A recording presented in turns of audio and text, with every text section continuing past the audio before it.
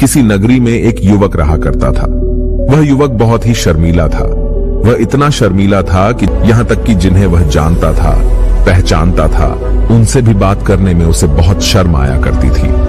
वह उनसे भी ठीक से बात नहीं कर पाता था और अपनी इस समस्या के कारण वह खुद ही बहुत परेशान रहता था, क्योंकि वह अपने जीवन में कुछ कर ही नहीं पा रहा था। धीरे धीरे समय बीतता गया और समय बीतने के साथ साथ उस युवक की शर्म आने की आदत भी बढ़ती चली गई, जिस कारण वह अत्यधिक निराश रहने लगा, परेशान रहने लगा, चिंतित रहने लगा।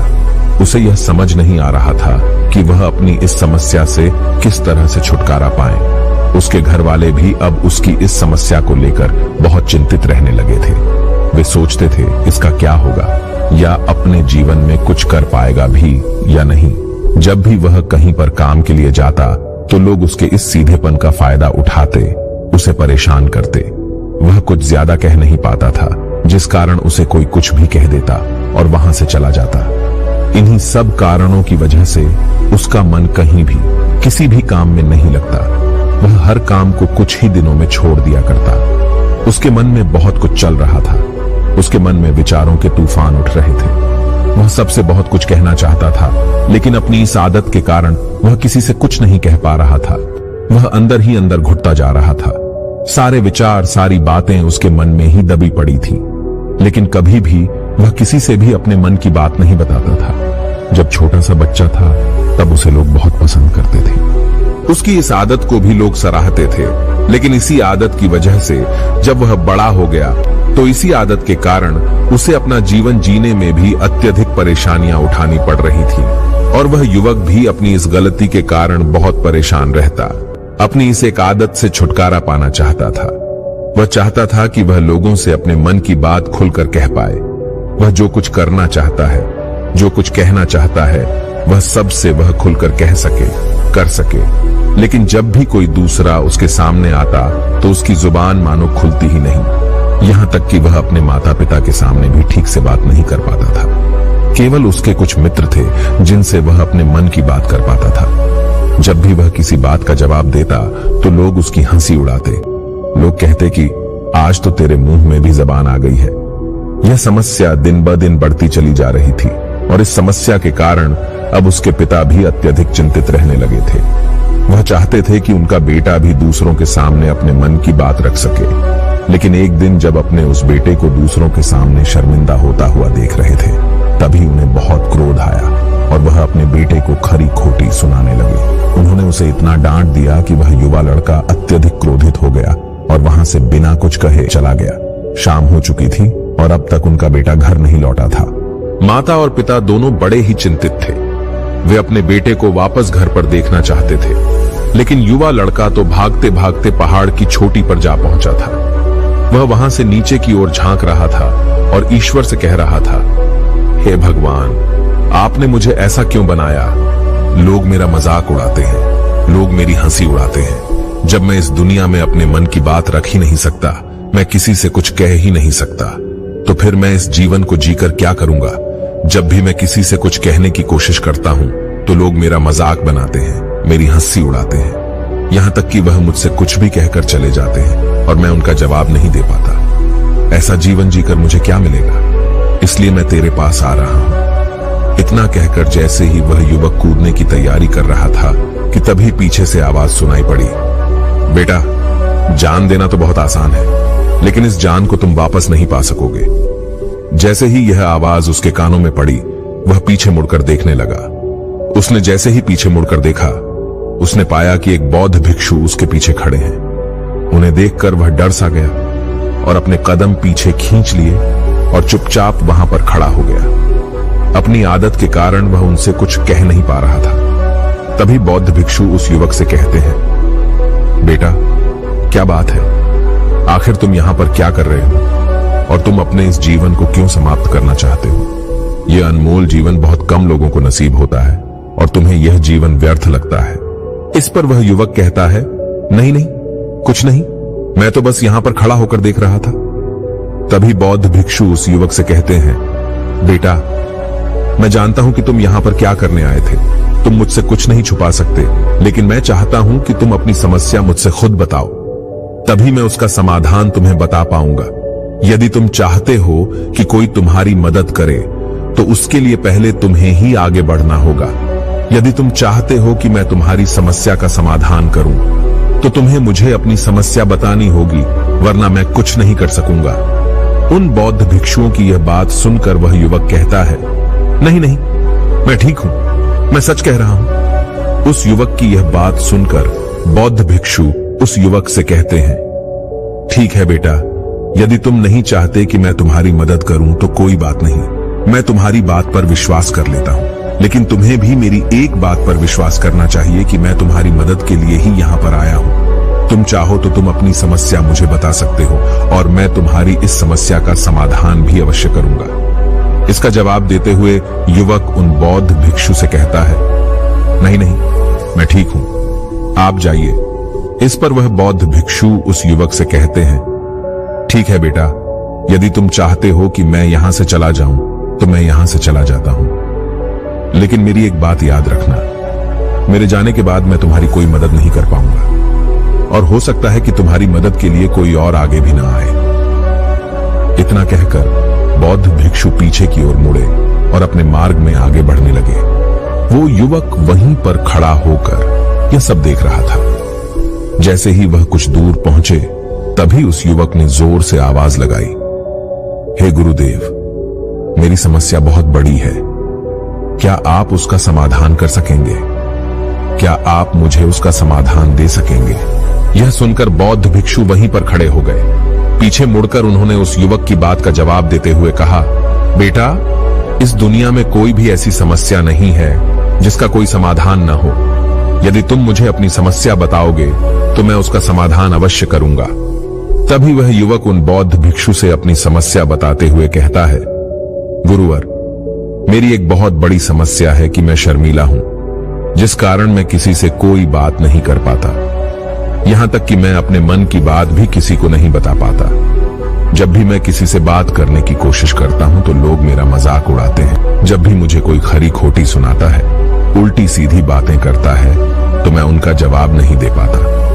मैं लोगों की तरह चालाक बनना चाहता हूं, लोगों की तरह बातों का जवाब देना चाहता हूं, अपने मन की बात करना चाहता हूं। मैं इस दुनिया के साथ कदम से कदम मिलाकर आगे बढ़ना चाहता हूं। क्या इसका कोई समाधान है?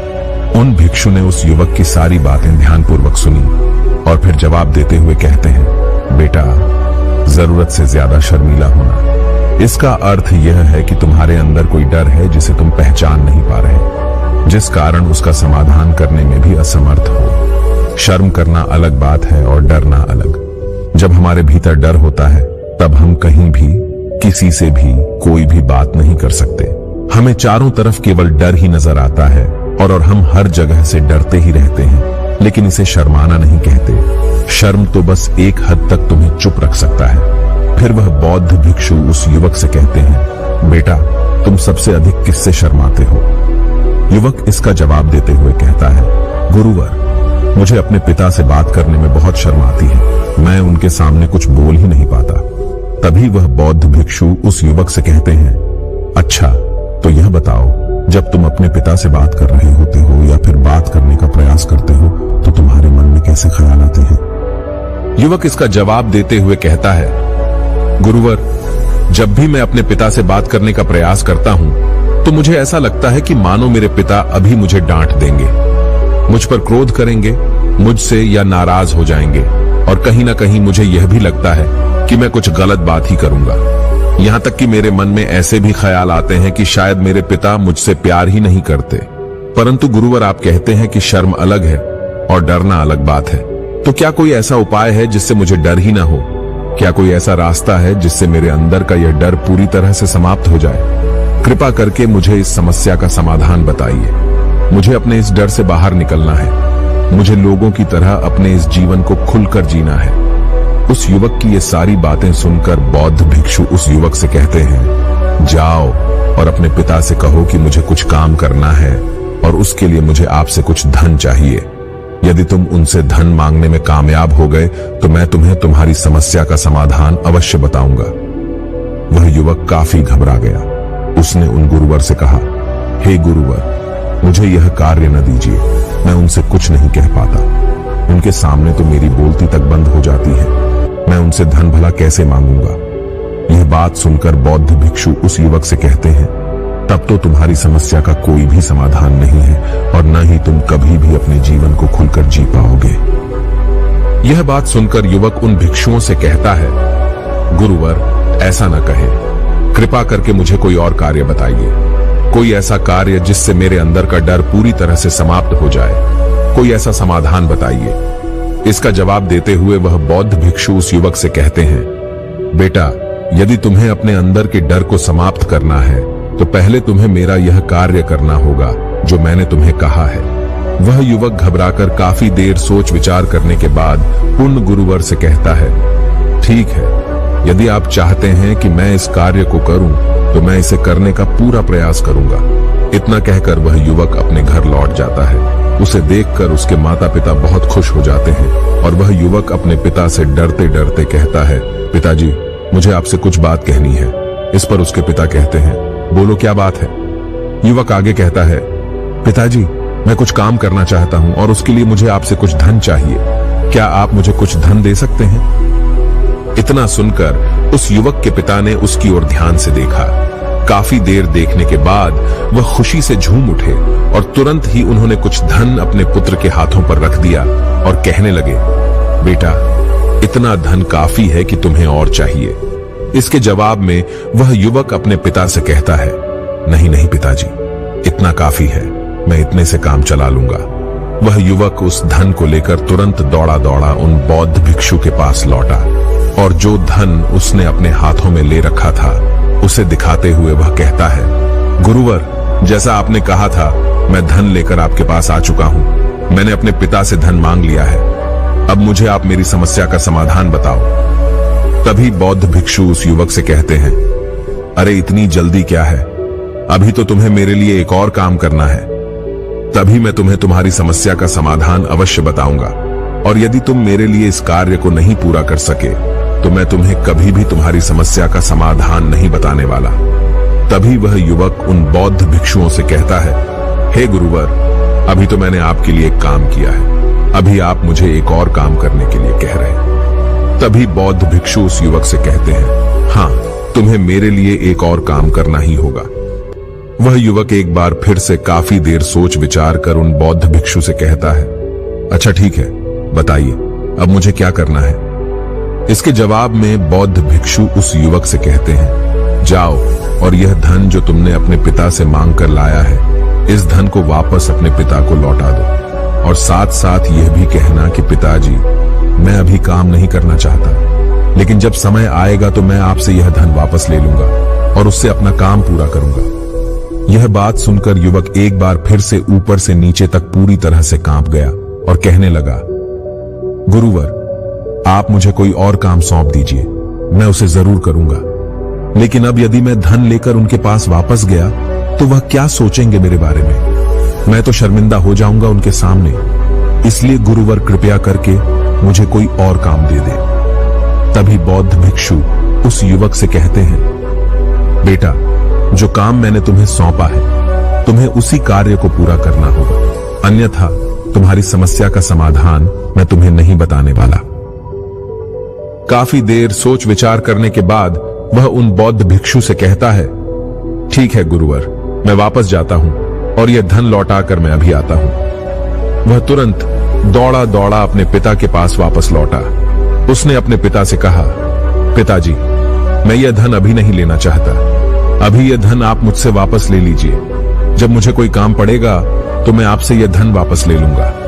उसके पिता ने उस युवक की तरफ घूर घूर कर काफी देर तक देखा और फिर मुस्कुराते हुए कहने लगे, बेटा, मैं समझता हूं कि किसी भी काम को शुरू करने से पहले हमें उसके बारे में जानकारी इकट्ठा करनी चाहिए। कब, क्या, कैसे और कब तक करना है, इसके बारे में भी हमें जानकारी लेनी जरूरी है। कोई भी काम ऐसे ही नहीं शुरू किया जा सकता, उसमें हम सफल होंगे या फिर नहीं, इसका भी अनुमान हमें लगाना पड़ता है। और जब हम इन सभी के बारे में सही जानकारी प्राप्त कर लेते हैं तभी हमें धन लगाना चाहिए। मुझे बहुत खुशी है कि तुमने यह सही निर्णय लिया है। जब तुम्हें यह समझ में आ जाए कि जो कार्य तुम करने जा रहे हो वह तुम्हारे लिए उचित है, तब तुम चाहो तो मैं तुम्हें यह धन वापस लौटा दूंगा। युवक अपने पिता से यह सारी बातें सुनकर मन ही मन बहुत प्रसन्न था। उसने यह तो उम्मीद तक नहीं की थी कि उसके पिता हंसकर उसे इस तरह से सारी बातें समझाएंगे। वह मन ही मन यह सोच ही रहा था कि तभी उसके पिताजी उसके और करीब आए और अपनी उस युवा बेटे को गले से लगा लिया। जैसे ही उसके पिता ने उस युवक को गले से लगाया, उसको बहुत अच्छा महसूस हुआ। उसका आत्मविश्वास, उसका हौसला और बढ़ता गया। उसके बाद युवक वापस पुण्य गुरुवर के पास लौटा और कहने लगा, गुरुवर, जैसा आपने कहा था मैंने बिल्कुल वैसा ही किया है। मैंने धन अपने पिता को वापस कर दिया है। अब तो कृपया करके मुझे मेरी समस्या का समाधान बता दीजिए। तभी बौद्ध भिक्षु उस युवक की तरफ देखकर मुस्कुराते हैं और इस युवक से कहते हैं, बेटा, इतनी जल्दी क्या है? अभी तो तुम्हें मेरे लिए एक और काम करना ही पड़ेगा। वह युवक कहता है, महाराज, आप आखिर मुझसे बार बार इस तरह से काम क्यों करवा रहे हैं? क्या आपके पास मेरी समस्या का कोई समाधान नहीं है? कहीं आप मुझे बेवकूफ तो नहीं बना रहे? जिस तरह से लोग मुझे बेवकूफ बनाते हैं, क्या आप भी मेरे साथ वही तो नहीं कर रहे? आपने कहा, जाओ अपने पिता से पैसे मांग कर लाओ। मैंने पैसे मांग कर लाए। आपने फिर कहा, जाओ ये पैसे अपने पिता को लौटा कर आओ। मैंने आपके कहे अनुसार बिल्कुल वैसा ही किया और अब आप कह रहे हैं कि मैं आपके लिए एक और काम करूं। नहीं, ये मुझसे नहीं होगा। तभी बौद्ध भिक्षु उस युवक की तरफ देखकर मुस्कुराते हैं और कहते हैं, बेटा, बस यह आखिरी काम है और यह बहुत सरल भी है। तुम जैसे ही इस कार्य को पूरा करोगे, मैं तुम्हें वचन देता हूं कि मैं तुम्हारी समस्या का समाधान तुम्हें अवश्य बताऊंगा। इस पर वह युवक फिर से एक बार सोच विचार करता है और उन बौद्ध भिक्षु से कहता है, ठीक है, लेकिन यह आखिरी काम जो मैं आपके लिए करूंगा, बताइए मुझे क्या करना है? तभी बौद्ध भिक्षु एक मूर्ति निकालकर उस युवक के हाथ में थमा देते हैं। वह मूर्ति दिखने में बहुत ही साधारण सी थी, लेकिन वह बौद्ध भिक्षु उस युवक से कहते हैं, बेटा, तुम्हें इसे बाजार में ले जाना है, इसे बेचना है और इसके बदले में तुम्हें 100 सोने के सिक्के लेकर आने हैं। जब तुम यह करने में सफल हो जाओगे, तभी मैं तुम्हें तुम्हारी समस्या का समाधान तुम्हें बता पाऊंगा। वह युवक उस मूर्ति को अपने हाथ में लेकर बड़े ही गौर से देखता है और उन बौद्ध भिक्षुओं से कहता है, हे गुरुवर, ये तो बड़ी ही साधारण सी मूर्ति लग रही है, मानो मिट्टी की बनाई गई हो। इसके लिए भला 100 सोने के सिक्के मुझे कौन देगा? कहीं आपका माथा फिर तो नहीं गया है? इसके 1 या 2 सोने के सिक्के मिल जाए वही बहुत है, लेकिन इसके लिए 100 सोने के सिक्के कोई नहीं देगा। तभी बौद्ध भिक्षु उस युवक से कहते हैं, बेटा, मैंने जो तुम्हें काम सौंपा है, यदि तुम उसे पूरा करोगे तभी तुम्हें तुम्हारी समस्या का समाधान मिल पाएगा, अन्यथा तुम चाहो तो अपने घर लौट सकते हो, फिर से वही अपने पुराने जीवन में, जहां लोग तुम्हारा मजाक बनाते हैं, लोग तुम्हें डराते हैं, सताते हैं। मैं तुम्हें यहां अपने डर को निकलने में तुम्हारी मदद कर रहा हूं। तुम मेरे यह काम करके अपने डर को धीरे धीरे भगा पाओगे। मेरे इस काम को पूरा कर दो, तुम्हें सब समझ आ जाएगा। वह युवक उन बौद्ध भिक्षुओं की बात सुनकर मन ही मन यह विचार करता है कि मुझे तो मेरी समस्या का समाधान किसी भी हालत में चाहिए, जिस कारण वह उस मूर्ति को उठाकर बाजार की ओर चल पड़ता है। बाजार पहुंचकर वह एक जगह चुपचाप उस मूर्ति को लेकर खड़ा हो जाता है और इंतजार करने लगता है कि कोई आएगा और उसे उस मूर्ति के बारे में पूछेगा और तब वह उस मूर्ति के लिए 100 सोने के सिक्के की मांग करेगा। देखते ही देखते काफी समय बीत गया, लेकिन अभी तक उसके पास कोई भी व्यक्ति नहीं आया था। उसने आसपास देखा तो लोग चिल्ला चिल्ला कर अपने सामानों को बेच रहे थे। उसने भी सोचा, यदि मुझे अपनी इस मूर्ति को बेचना है तो मुझे भी जोर जोर से आवाज लगानी होगी। उस युवक ने चिल्लाना शुरू किया, लेकिन वह इतनी जोर से नहीं चिल्ला पा रहा था। उसकी आवाज उसे खुद तक सुनाई नहीं पड़ रही थी, तो भला उसकी आवाज को दूसरे कैसे सुनते, जिस कारण उसे कोई भी व्यक्ति खरीदने के लिए तैयार नहीं था।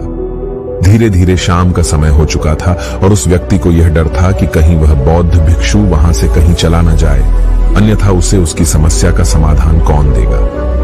यह सोचकर उसने जोर जोर से आवाज लगानी शुरू की कि 100 सोने के सिक्के में यह मूर्ति ले लो। उसकी आवाज सुनकर लोग उसके पास आने लगे और उससे यह सवाल करने लगे, इस मूर्ति में ऐसा क्या है जो तुम इसके लिए 100 सोने के सिक्कों मांग रहे हो? इसके अंदर ऐसा कुछ तो खास होगा ही। युवक काफी देर सोच विचार कर उस युवक से कहता है, नहीं नहीं, मुझे कुछ नहीं पता, मैं तो बस यह मूर्ति यहां पर बेचने आया हूं। तभी उसमें से एक युवक उस युवक से कहता है, अगर ऐसी बात है तो इस मूर्ति को कोई नहीं खरीदने वाला। आखिर इस मूर्ति में ऐसा क्या खास है जिसके लिए तुम सोने के सिक्के की मांग कर रहे हो? यह तो तुम्हें बताना ही पड़ेगा। धीरे धीरे कई लोग उसके पास आए और सभी ने बस एक ही सवाल किया, आखिर इस मूर्ति में ऐसा क्या खास है, ऐसी क्या बात है जिसके लिए तुम सोने के सिक्के की मांग कर रहे हो? उस युवक ने से बातचीत की, उन्हें समझाने की कोशिश की, कई प्रयत्न किए, लेकिन कोई भी उस मूर्ति को 100 सोने के सिक्के देकर खरीदने के लिए तैयार नहीं था। वह निराश हो गया, उसे कुछ समझ नहीं आ रहा था कि वह क्या करे। तभी बाजार में उसने देखा कि कुछ लोग अपने सामानों की खासियत बता रहे हैं, उसे बेचने के लिए उसकी खास बातों के बारे में लोगों को समझा रहे हैं। यह देखकर उसने भी सोचा कि मुझे भी इस मूर्ति की कुछ खासियत लोगों को बतानी होगी। उसने फिर एक बार जोर जोर से आवाज लगानी शुरू की, समस्या का समाधान निकालने वाली मेरी गुरु की इकलौती मूर्ति, जो इस दुनिया में केवल एक ही है, जिसके पास भी यह मूर्ति होगी उसके घर में कोई समस्या नहीं होगी। यह मूर्ति उस समस्या का समाधान तुम्हें अवश्य बताएगी। यह सुनकर लोग उसके पास पहुंचने लगे और उसे यह सवाल करने लगे, क्या सच में यह मूर्ति जिसके पास होगी उसके पास कोई समस्या नहीं होगी? इसका जवाब देते हुए युवक कहता है, हां, सभी समस्याओं का समाधान कर देती है। यदि आप इस मूर्ति को ले जाते हैं, आपके घर में कोई भी समस्या होगी तो उसका समाधान ये आपको अवश्य बताएगी। चाहे कोई भी समस्या हो, कैसी भी समस्या हो, कैसी भी परिस्थिति हो, आपको इसका समाधान अवश्य मिलेगा। इतना सुनने के बाद अब वही एक मूर्ति सबको चाहिए थी। उस मूर्ति के दाम लगाने लगे। कोई उसे 200 सोने के सिक्के तो कोई 400, कोई 600 तो कोई 1000 सोने के सिक्के देने के लिए तैयार था। उस मूर्ति की कीमत लगातार बढ़ती जा रही थी। जैसे जैसे लोगों को पता चलता जा रहा था कि यह मूर्ति लोगों की समस्या का समाधान करती है, लोग उसे किसी भी कीमत पर खरीदने के लिए तैयार हो गए थे। अब वह युवक भी आत्मविश्वास के साथ और जोर से चिल्ला रहा था, लोगों को उस मूर्ति के बारे में समझा रहा था, बता रहा था। अब उसके मन में कोई डर नहीं था। वह लोगों को उस मूर्ति के बारे में पूरे आत्मविश्वास के साथ बिना घबराए उस मूर्ति की खासियत बताने में लगा हुआ था, जिस कारण लोग उस पर भरोसा कर रहे थे और वह भरोसा लोगों की नजरों में नजर भी आ रहा था। जैसे जैसे अंधेरा होता गया, लेकिन लोगों की भीड़ मानो कम होने का नाम ही नहीं ले रही थी। लोग उस मूर्ति को खरीदना चाहते थे। उस युवक ने जोर से आवाज लगाई कि मुझे क्षमा करें, यह मेरे गुरु की मूर्ति है और मैं इसे बेचना नहीं चाहता। इतना कहकर वह युवक उस मूर्ति को लेकर वापस खाली हाथ लौट आया और उन गुरुवर के पास पहुंचा और उन गुरुवर से कहने लगा, हे गुरुदेव, आपका बहुत बहुत धन्यवाद। इस मूर्ति ने मेरी समस्या का समाधान कर दिया। मुझे समझ में आ गया कि मेरी क्या समस्या थी। हालांकि मैं इसे बेचकर सोने के सिक्के तो आपके लिए नहीं ला पाया, लेकिन मुझे मेरी समस्या का समाधान अवश्य मिल गया। आपका बहुत बहुत धन्यवाद। इस बात को सुनकर बौद्ध भिक्षु उस युवक से कहते हैं, बेटा, मैंने तुम्हारी समस्या का समाधान नहीं किया है, तुमने तो खुद ही अपनी समस्या का समाधान किया। अपनी समस्या तुमने खुद ही सुलझाई है। तुम्हारे मन में हजारों सवाल थे, मैं यह करूंगा तो लोग क्या कहेंगे, मेरे बारे में क्या सोचेंगे, यदि मैं अपना मुंह खोलूंगा तो लोग मेरे पर हंसेंगे, यदि मैंने मुंह खोला तो मैं कुछ गलत ही करूंगा। ऐसे कई सारे विचार तुम्हारे मन में थे, ऐसे कई सारे डर तुमने अपने मन में पाल रखे थे। लेकिन जब इस मूर्ति के बेचने के दौरान तुमने उन हजारों लोगों का सामना किया, उनके सामने खुलकर अपनी बात रखी, उनके सामने खुलकर वह कहा जो तुम्हें कहना था, तो तुम्हारे मन का डर खुद समाप्त हो गया। जिसे तुम शर्माना कहते थे, वो अपने आप ही तुम्हारे भीतर से कहीं गायब हो गया। युवक अपने गुरु की यह बात सुनकर अपने गुरुवर से कहता है, गुरुवर, आप सही कहते हैं।